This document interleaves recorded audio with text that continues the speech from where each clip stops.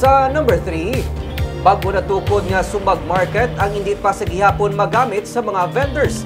Gani magapabilin anay sa kilid sang dalan ang mga manok baligya. Yari ang report. Natapos na ang construction sa Department of Public Works and Highways ang new Sumag Public Market. Pero tubtob karon sa kilid gihapon sang dalan nagabaligya ang mga vendors. Ganing mga kasubong ni Roger Buliag.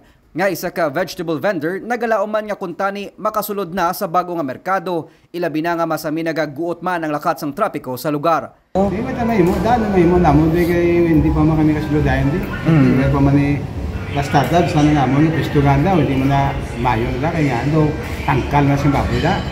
Sa dalan? Ari na, mo, pisto lang mo. Naglawang mo sila, Oo. Panong luyag mo tamatabo, tani? Ang mga mayos na kami kwaon yung gilid daw ang likod para makita yung gabaligya tanan. Para open. Suno kay punong barangay Rodney Carmona na areglo na nila ang balayran sa kuryente nga isa sa mga kabangdanan nga wala pa nabuksan ang merkado. Patag niya nga may ginakaayo pa nga atop kag area para sa mga meat kag fish vendors sa likod sa merkado amo nga na-delay ang kuntani natala na nga pag-operate sa merkado sini nga Disyembre. Natin kung ito ng mayor nga mapasugda na ang sa likod para ma-expedite ang pag-upras ang likod sa aton itong wiper na semento kag pwede na sila mapasulod tayo ng vendors. Anong plano? Saan logid makasaylo kap?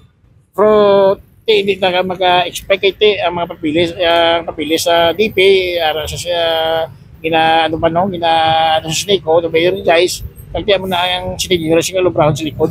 Mayara ang parking area sa second floor sa merkado nga pwede magamit sa mga bumalakal agud kuntani mapahagan-hagan ang pagguot sang trapiko sa lugar. Malapit lang sa ginakaayo nga taytay, temporaryo nga nagapwesto ang mga market vendors. Amo nga magatala na man sang tanod ang barangay sa tion nga ipatuman ang temporary bridge closure sa Sumag Bridge 1 sa Merkules kag Huwebes sa malason nga simana. Nico Delfin para sa DigiCast Negros.